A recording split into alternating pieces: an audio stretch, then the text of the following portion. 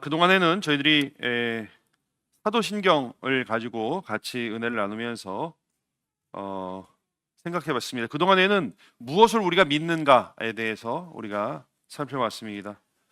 오늘부터는 마태복음 산상수훈 중에서 팔복에 대해서 방학 때 8주 동안 저희들이 같이 생각을 해보려고 합니다. 말씀드렸다시피 사도신경은 우리가 무엇을 믿는가에 관한 말씀이었다면은 이 팔복, 산상수훈 팔복은 우리가 어떻게 살 것인가에 대한 말씀입니다. 구약에 모세가 출애굽한 백성들에게 시내산에서 율법을 받아 이스라엘 백성들이 어떻게 살 것인가를 이렇게 나눠 준 것처럼 이제 예수님은 산상수훈을 통해서 하나님의 백성들이 어떻게 살아야 하는가에 대해서 말씀해 주신 것이고, 특별히 이 팔복은 산상수훈을 여는 관문과 같은 말씀입니다. 특별히 이 팔복 그리고 산상수훈은 믿지 않는 사람들을 대상으로 하고 있지 않습니다. 믿지 않는 사람들을 대상으로 하고 있지 않고, 오늘 이상하게 2개씩 넘어갔네요. 믿지 않는 사람들을 대상으로 하고 있지 않고 제자들, 즉 예수 그리스도를 따르는 사람들, 믿는 사람들을 대상으로 주시는 말씀입니다. 그래서 이 팔복이라고 하는 것은, 그리고 산상수훈은 구원받는 방법에 대해서 설명하고 있는 것이 아니라 이미 하나님의 백성이 된 믿는 사람들에게 어떻게 살아갈 것인가를 제시해주고 있는 말씀이라 하는 것입니다. 그래서 여러분들 팔복하니까 아이고 복 받아야지 같은 생각으로 이 말씀을 들으면 안 되고, 내가 어떻게 살아야 될 것인가를 고민하면서 이 말씀을 생각해야 된다고 하는 것입니다. 이것을 기본으로 오늘 말씀을 함께 읽어보시도록 하겠습니다. 같이 읽겠습니다. 심령이 가난한 자는 복이 있나니 천국이 그들의 것이며. 그렇습니다. 너희 하나님의 백성들은 심령이 가난한 사람들이다. 그런 너희는 오히려 복을 받은 사람들이다. 천국은 너희같이 가난한, 심령이 가난한 사람들의 것이다 라고 말씀하고 계시는 것입니다. 여기서 가난하다라고 하는 것은 상대적인 가난을 말하고 있지 않습니다. 절대적인 가난. 그래서 원어를 보면 쭈그려 있는 아주 핍절한 상태, 비참하게 파산한 상태를 말합니다. 근데 세상에서는 이러한 상태를 복되다고 말할 수가 없습니다. 그러나 주님은 이런 사람들이, 이런 상태에 있는 사람들이 복되다라고 선언하셨습니다. 과연 왜 가난한 사람들이 복되다고 말씀하신 것일까요? 어떻게 사는 것이 심령이 가난한 사람들의 삶이 되고 그것이 어떻게 축복이 되는 것일까요? 오늘 이것을 생각해 보려고 합니다.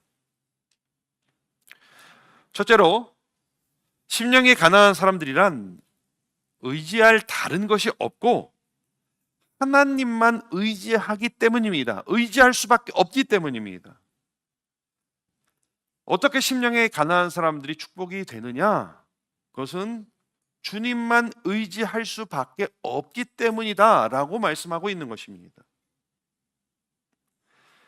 자신을 의지하지 못하고 또 다른 것을 의지하지 않고, 그렇기 때문에 하나님만 의지하고 하나님만 의지할 수밖에 없는 사람들, 이런 사람들이 바로 하나님의 백성이고 이런 사람들이 복받은 사람이다 라고 역설적으로 지금 말하고 있는 겁니다. 칼빈은 심령이 가난한 사람이란 이렇게 얘기했어요. 오직 자기에게 아무것도 가진 것이 없어서 하나님의 자비를 의지하는 사람, 하나님의 자비를 의지할 수밖에 없는 사람이라고 했습니다. 즉, 심령이 가난한 것은 그냥 단순한 결핍, 물질이 조금 모자라는 것을 말하지 않습니다. 그런 절대적으로 철저하게 가난한 그런 상태, 가난한 사람의 태도, 이것을 말하는 것입니다. 그런 사람들에게는 하나님만이 희망이에요. 하나님만이 소망이에요. 그러니까 지금 주님은 믿는 사람들은 다른 것 의지하는 사람들이 아니라 하나님만 의지하는 사람들이다. 이렇게 얘기를 하고 있는 것이. 자, 우리는 하나님만 의지하고 있습니까? 우리 팔복은요, 아유, 어떻게 하면 복 받을까? 부푼 마음으로 받다가 무거운 마음으로 말씀을 대할 수밖에 없는 그런 말씀입니다. 왜 그러냐 하면은 처음부터 우리 주님은 너희가 누군 줄 아느냐? 너희는 가난한 사람이다라고 선언하고 있는 것이. 그러나 우리가 여전히 우리 마음 가운데 부하다고 생각하고 여유 있다고 생각하고 나는 하나님 아니라도 의지할 것이 있다고 조금이라도 생각한다면은 과연 주님이 말씀하시는 바로 하나님 백성의 삶과 그 본질에 합당한지 우리 스스로를 점검해 봐야 하는 것입니다. 성경은요, 가난 자체가 선하다고 말하고 있지는 않아요. 청빈, 이것은 성경의 주요 덕목은 아닙니다. 오히려 예수님의 제자 그리고 초대교회에는 부자들도 있었어요. 부자들만 있었던 건 아니지만 부자들도 상당히 있었어요. 니고데모가 있었고요. 아리마대 요셉이 있었고요. 또 나중에는 바나바가 있었어요. 자주장사 루디아가 있었어요. 이 사람들은요, 사실은 거부였어요. 거부. 또 베드로나 안드레, 야고보, 요한 이런 사람들은 다 자기 자가 집이 있었어요. 예. 그 다음에 자기 배가 있었어요. 그러니까 지금으로 말하면은 중산층 이상 되는 사람들이었어요. 그러나 이 사람들의 나중에 주님을 만나고 나서의 특징은 뭐냐? 물질은 풍족했지만 그들의 인생을 물질이 좌우한다고 생각하지 않았어요. 주님이 좌우한다고 생각했어요. 반대로 성경이 부를 선하다고 여기는 것은 또 아니에요. 예수님께 부자 청년이 와서 제자가 되고자 했을 때 우리 주님이 재산을 가난한 자들에게 나눠주고 와서 나를 따르라 했을 때 그 청년은 근심하며 침울해하며 우울해하며 절망적으로 돌아섰습니다. 그때 주님이 말씀하셨어요. 다시 너희에게 말하노니 낙타가 바늘귀로 들어가는 것이 부자가 하나님 나라에 들어가는 것보다 쉬우니라. 여기 보니까 다시 너희에게 말하노니까 주님이 여기에 대해서 수차례 말씀하신 거예요. 뭘 말씀하셨냐? 낙타가 바늘귀로 들어가는 것이 더 쉽다. 여기서 전에 말씀을 드렸죠. 낙타가 바늘귀, 이게 바늘귀가 지금 이제 예루살렘에 가면 바늘귀라고 하는 성문인데 작아요. 그래서 낙타가 거기에 들어가려고 하면은 이게 무릎을 꿇고 이렇게 기어 들어가야 되는 그런 문이 있어요. 그것을 지칭하는 것인지 아니면 이 낙타라는 말이 헬라어로 이 밧줄이란 말과 흡사합니다. 그래서 이게 약간 헷갈렸든지 아니면 워드플레이를 하셨든지 아무튼 여기서 중요한 것은 바늘귀가 뭐냐 이것이 중요한 것이 아니라 중요한 게 뭐예요? 부자가 천국에 들어가는 것은 그만큼 어렵다는 것이에요.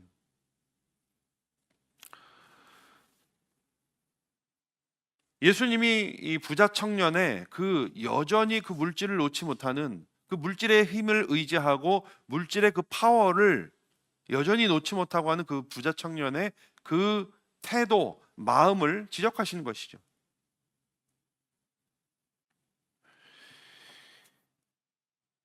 부자가 왜 천국에 들어가기 힘듭니까? 왜 힘들어요?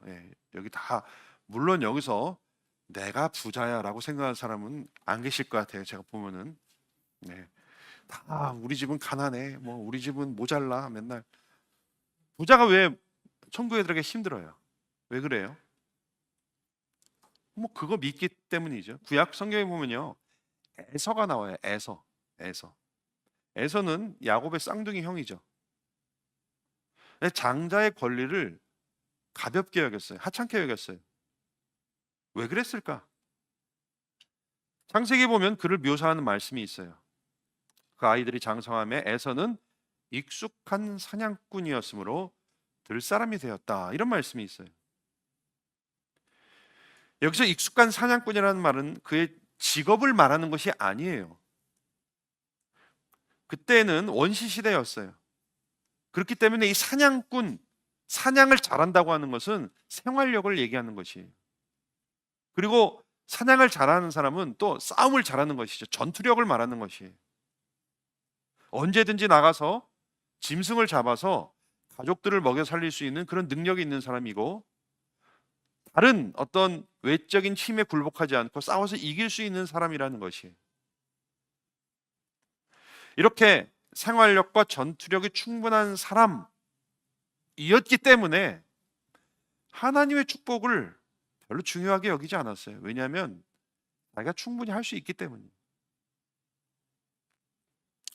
하나님이 복 주시지 않아도 충분히 먹고 살 수 있다고 스스로를 믿고 칼을 밀었기 때문에 하나님의 축복은 그렇게 중요하지 않았어요. 에서에게. 반대로 신약 성경에 베드로와 요한이 있죠. 그들은 성전 미문에 앉아 있었던 다리가 불편한 사람에게 이렇게 얘기를 했습니다. 은과 금은 내게 없다. 그러나 내게 입는 이것을 내게 주노니 나사렛 예수 그리스도의 이름으로 일어나. 에서의 정 반대편에는 베드로와 요한이 있는 것입니다. 나는 가진 것은 없다. 이렇게 몇 개 동전 쥐어질 것도 없다. 그러나 내게 있는 것, 예수 그리스도, 이 능력, 그분의 파워, 그분의 주권을 믿는다. 난 이것을 줄 수 있다. 이렇게 얘기했어요. 그러니까 경제적으로 부자냐, 가난하냐, 능력이 많냐, 적냐, 무엇을 얼마나 많이 가졌느냐, 적게 가졌느냐, 이것이 중요한 것이 아니라 가난과 부함에, 성경에서 말하는 지금 심령이 가난한 것의 기준이 무엇이냐? 누구를 믿고 살아가느냐, 누구를 의지하며 살아가느냐, 이것을 지금 이야기하고 있는 것입니다. 우리 그리스도인들은 다른 것 의지할 것이 없고 하나님만 의지하는 사람들이라는 것이고, 그렇게 하나님만 의지하는 가난한 심령이 축복을 받는 것이라고 지금 주님이 선언하고 계시는 것입니다. 부자라도요, 하나님만 의지하면 그분은 가난한 사람이에요. 반대로 물질적으로 가난해도 여전히 하나님 의지하지 않고 자기 고집대로 살면은 그것은 심령이 가난한 것이 아닙니다. 요즘 새벽에 우리 요한계시록을 나누고 있는데 7 교회에 대한 예수님의 칭찬과 책망이 나옵니다. 그런데 지난주에 서머나 교회에 대한 예수님의 칭찬이 있었습니다. 한번 읽어볼까요? 시작. 내가 내 환난과 궁핍을 알거니와 실상은 내가 부여하는 자니. 칭찬이에요. 환난과 궁핍. 그래서 세상에서 볼 때는 가난한 것 같고 굉장히 어려운 것 같아요. 근데 실상은 네가 진짜 부자다. 이렇게 칭찬하고 계십니다. 반대로 우리 내일 본문인데 라오디게아 교회를 향해서 이렇게 말씀하십니다. 같이 읽어볼까요? 내가 말하기를 나는 부자라 부유하여 부족한 것이 없다 하나 내 곤고한 것과 가련한 것과 가난한 것과 눈먼 것과 벌거벗은 것을 알지 못하는도다. 서머나 교회와 반대편에 있는 라오디게아 교회는요, 스스로 부자인 줄 알고 살고 있어요. 실제로 라오디게아라고 하는 도시는 굉장히 부한 도시였어요. 거기에 아주 부자들이 많이 살았습니다. 그래서 나는 부유하다, 부자다 이렇게 생각했지만 우리 주님이 보실 때는 너무 빈약한 거예요. 너무 그 곤고하고 가련하고 가난하고 심지어는 눈이 먼 것처럼 보였던 것이에요. 자, 우리는 어느 쪽 사람입니까? 서머나 교회 쪽입니까? 라오디게아 교회 쪽입니까? 겉으로는 부한 것 같지만 실제로는 특별한 사람들입니까? 아니면 겉으로는 궁핍해 보이지만 실상은 부요한 사람들입니까? 우리 그리스도인들은 심령이 가난한 사람들임을 기억하시길 바랍니다. 그래서 의지할 다른 것이 없어요. 우리는 오직 하나님 한 분만 의지할 분, 그분 한 분밖에는 없는 것입니다. 둘째로 어떻게 심령이 가난한 것이 축복이 됩니까? 우리 그리스도인들은요, 소유가 아닌 하나님으로 기뻐하는 사람들이기 때문에 그렇습니다. 하나님에게서 가치를 찾고 하나님에게서 나의 정체성을 찾는 사람들이기 때문에 우리는 가난하지만 복받은 사람이라 말할 수가 있는 것입니다. 제가 대학에 입학했는데 한 무서운 선배가 오더니 저한테 책 한 권을 던져주면서 한 달 내로 읽고 자기를 보자 그러더라고요. 저는 경건서적인 줄 알았더니 보니까 뭐 여러분 우리 386 세대는 다 알겠지만 에릭 프롬의 소유냐 존재냐, 이런 책이었어요. 글씨도 조그매요. 선배가 무서워서 할 수 없이 읽었어요. 그 책의 내용은 대충 여러분 아시다시피 사람들은 두 부류로 나눌 수 있는데 소유지향적 인간과 존재지향적 인간, 소유적 인간과 존재적 인간을 나눌 수 있다. 소유적 인간은 소유하는 것에 더 큰 가치를 두고 있어요. 거기서 더 많은 행복감을 느껴요. 그러다 보니 소유하는 것, 그게 꼭 물질적인 것은 아니에요. 그런데 소유하는 것, 소유를 늘려가는 것, 이것이 삶의 목적이고 기쁨이에요. 그것이 영원할 것이라고 기대하고 그것을 늘려가는 것에서 행복을 발견합니다. 그러나 결국 그렇게 가다가 소유하고자 했던 그것에 의해서 지배를 받는다는 얘기죠.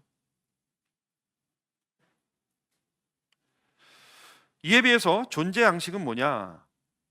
당신 제가 이해하기 어려웠지만 대충 제가 이해한 바로는 존재 양식은 그 존재 자체의 가치를 두는 거예요. 그래서 나의 행복은 내가 얼마나 많이 무엇을 소유했느냐가 아니라 나의 존재 이유와 가치, 즉 우리식으로 표현하면 우리의 사명과 소명을 제대로 아는 것, 거기에서 가치를 발견한다고 하는 것이죠. 즉 제가 이제 끄적여 놓은 걸 보니까 우리는 소유하기 위해서 존재하는가, 존재하기 위해서 소유하는가, 이 문제를 다룬 것 같아요. 줄친 걸 보니까 아주 오래됐지만 줄친 걸 보니까 이런 걸 줄을 쳐놨어요. 존재하기 위해서 마음을 가난하게 하고 비워야 한다, 이런 얘기가 있어요, 이 책에. 에릭 프롬이 사실은 유대인입니다. 유대인. 그래서 납비 교육까지 받은 사람이에요. 그래서 그 사람 저서를 읽어보면 상당히 그 성경적인 세계관이 상당히 많이 들어가 있어요. 아마도 그런 배경에서 이런 말을 한 것이 아닌가 생각됩니다.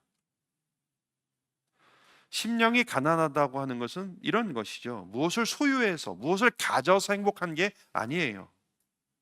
자기 존재 가치를 발견함으로 행복감을 느끼는 것인데, 우리 그리스도인들의 존재 가치는 어디서 나오냐면 바로 하나님에게서 나오는 것이고 하나님과 관계에서 나오는 것이에요.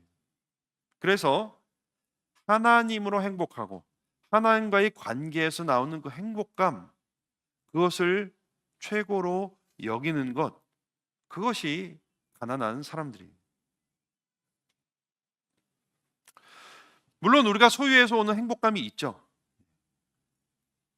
그러나 우리가 하나님과 친밀한 관계 가운데 얻는 행복과 비교할 수 있을까요? 아는 사람만 알아요. 이론적으로 아무리 설명해도 몰라요. 하나님과의 올바른 관계 가운데 얻는 행복을 경험해 본 사람은 그러나 이 말이 무슨 말인지 압니다.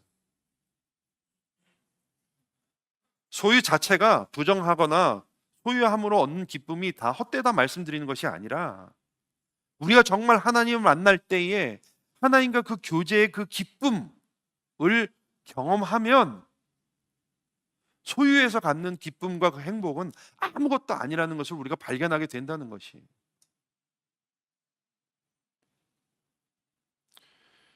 저와 여러분은 어떻습니까? 우리는 하나님을 만날 때에, 하나님과 친밀해질 때 느끼는 그 기쁨과 행복을 기대하기보다는 소유할 때 그 기쁨을 더 추구하고 있지는 않습니까, 혹시? 소유를 위해 추구하는 열심에 비해서 혹 하나님을 향한 열심은 턱없이 부족하지는 않습니까? 이것으로 우리가 심령이 가난한 사람인지 아닌지를 우리는 알 수가 있는 것입니다. 우리 신앙 선배들의 고백을 한번 같이 읽어보도록 하겠습니다. 같이 읽겠습니다. 만군의 여호와여, 주의 장막이 어찌 그리 사랑스러운지, 내 영혼이 여호와의 궁정을 사모하여 쇠약한 내 마음과 육체가 살아계시는 하나님께 부르짖나이다. 그들이 항상 주를 찬송하리로다. 아멘. 주의 집에 사는 자들은 복이 있나니 그들이 항상 주를 찬송하리이다. 또 다른 고백을 보실까요? 같이 읽겠습니다. 하나님께 가까이함이 내게 복이라. 내가 주 여호와를 나의 피난처로 삼아 주의 모든 행적을 전파하리이다. 아멘. 하나님께 가까이함이 내게 복이라. 여러분, 우리 이렇게 고백할 수 있겠습니까? 또 우리가 잘 아는 유명한 하박국의 고백을 같이 읽도록 하겠습니다. 비록 무화과 나무가 무성하지 못하며 포도나무에 열매가 없으며 감람나무에 소출이 없으며 밭에 먹을 것이 없으며 우리의 양이 없으며 외양간에 소가 없을지라도 나는 여호와로 말미암아 즐거워하며 나의 구원의 하나님으로 말미암아 기뻐하리로다. 아멘. 이 고백이 과연 우리의 고백이 될 수 있을까요? 하나님과의 만남이 가장 행복하고 하나님과 함께 있는 것이 최고의 기쁨이고 주의 임재 가운데 있는 것이 영원한 즐거움이라는 것, 이것이 우리의 고백이 될 수 있겠습니까? 주의 백성들은 소유가 아닌 하나님으로 기뻐하는, 무엇을 가져서가 아닌 하나님과의 관계에서 가치를 찾는 사람들, 바로 그 사람들이 하나님의 백성들입니다. 그래서 우리 주님은 심령이 가난한 것이 주의 백성들의 특징이라고 말씀하시고 이것이 세상의 어떤 복보다도 더 큰 복이라고 말씀하고 계시는 것입니다. 주님으로 기뻐하시는 저와 여러분들 되시기를 주님의 이름으로 축원합니다. 다른 어떤 기쁨보다도 하나님과 동행함의 그 기쁨을 충만하게 누리시는 저와 여러분들 되시길 바랍니다. 셋째로, 어떻게 심령이 가난한 것이 축복이 됩니까? 심령이 가난한 사람은 하나님 앞에서 자신이 죄 있는 것을 자각하고 은혜로만 산다고 고백할 수 있기 때문입니다. 은혜로만 사는 사람들, 이러한 사람들이 가난한 사람들입니다. 영어 성경에 보면요, 심령이 가난한 것을 종종 험블이라고 이렇게 번역합니다. 우리말로 하면 겸손함이라고 번역할 수 있지만 험블은 그거보다 더 낮은 것이에요. 변변치 않은, 미천한. 그래서 하나님 앞에서 자신이 정말 변변치 않고 미천한 존재임을 깨닫고 고백하는 것, 그것을 인정하는 것, 그것을 말하는 것이에요. 역대하 7장 14절에 보니까요, 악한 길에서 떠나 스스로 낮추고, 이게 같은 말이에요. 스스로 낮추고 악한 길에서 떠나는 것은 같은 개념입니다. 즉 자신이 이 죄인임을 자각하는 것, 그래서 그 길에서 떠나는 것, 그것을 겸비한 것이라고 지금 성경은 말하고 있습니다. 이것이 바로 비그리스도인과 그리스도인이 구별되는 척도입니다. 복음에 대해서 이야기할 때 가장 받아들이기 힘든 부분이 죄인이라는 부분이죠. 내가 뭐 죽을 죄를 졌다고. 우리 얼마 전에도 어떤 집사님, 아버님이 편찮으시다 그래서 가서 이제 신방을 가서 복음을 전해 드리는데 제일 힘든 부분이 그런 것 같아요. 연세 많으시고 대개 보면은 이렇게 법 없이도 사실 분 같고 한데 아버님은 죄인이에요. 좀 어렵더라고요. 그래도 잘 설명해서 그날 뭐 이렇게 아멘 하셨지만 그 죄인이라고 인정하는 것이 굉장히 힘들어요. 자, 근데 그리스도인들도 비슷할 수 있어요. 그냥 하도 교회에서 얘기하니까 내가 죄인입니다 얘기하지만, 내가 정말 심각한 죄인이고 구원 받아야만 살 수 있었던 죄인이라고, 그렇게 그런 상태였다는 것을 자각하는 거 쉽지 않습니다. 근데 왜 쉽지 않느냐? 우리가 하나님을 제대로 대면하지 못해서 그래요. 그냥 다 고만고만한 사람들끼리 있기 때문에 잘 깨닫지 못하는 것이.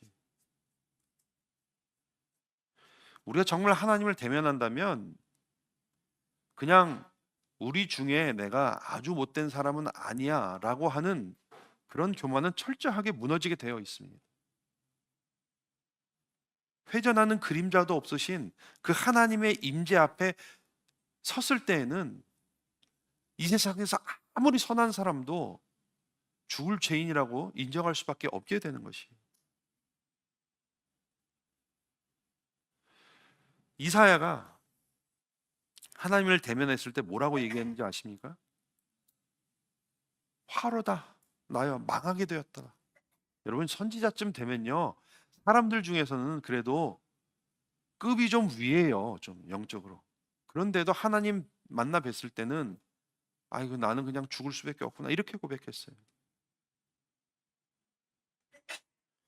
예수님을 만난 베드로가 주여 나를 떠나소서 나는 죄인입니다 이렇게 고백을 했어요.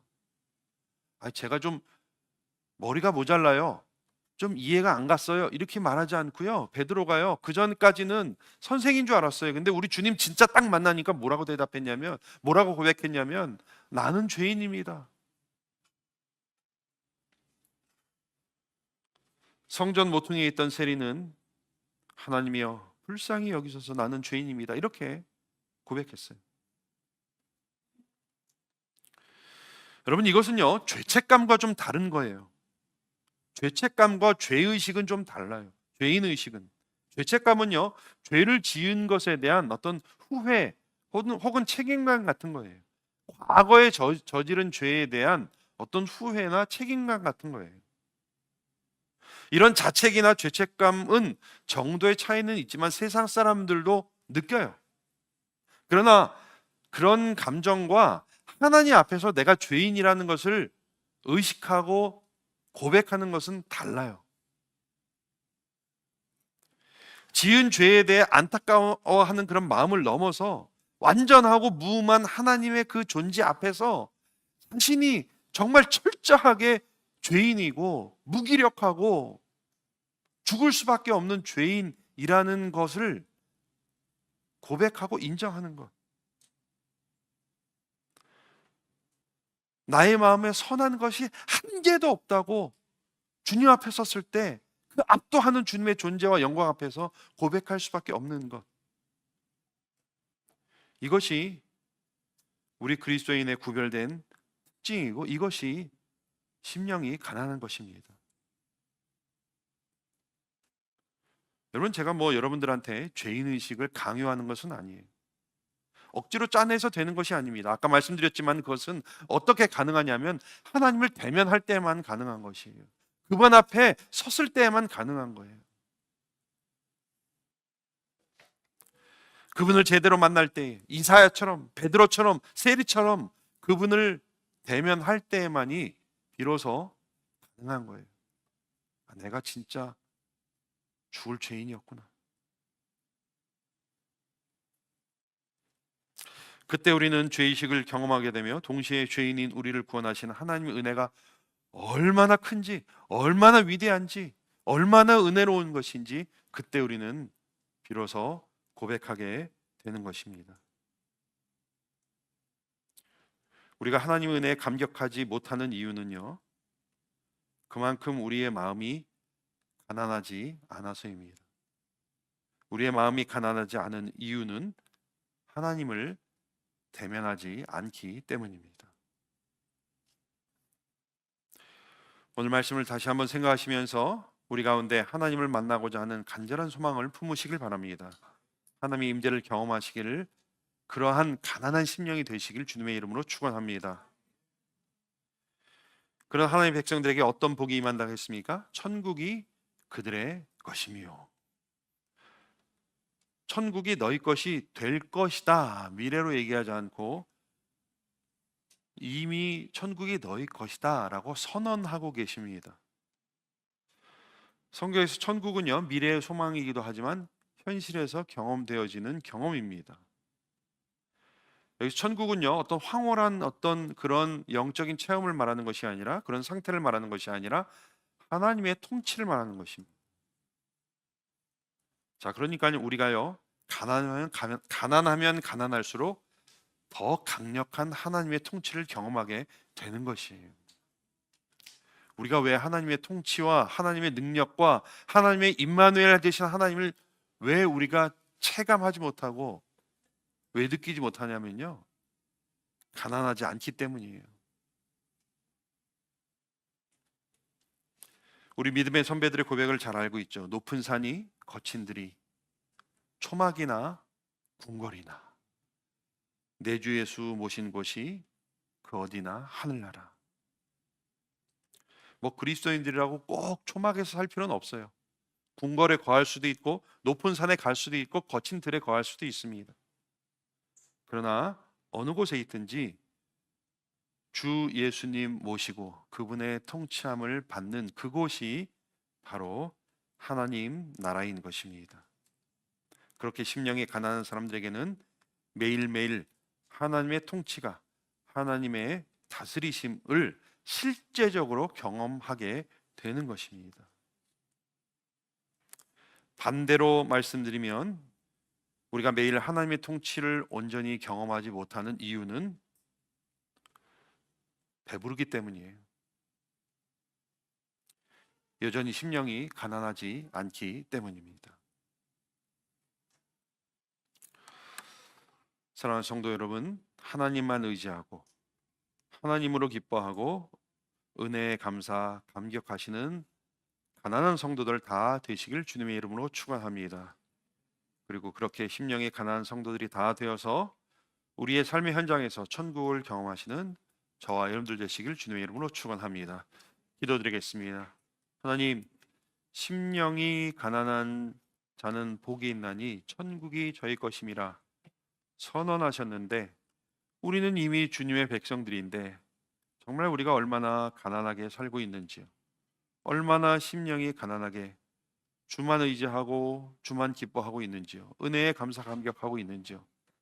다시금 우리가 정신 차리게 하시고 그 가난한, 그 갈급한, 갈망하는 그곳으로 돌아가는 저희들에게 하여 주시옵소서.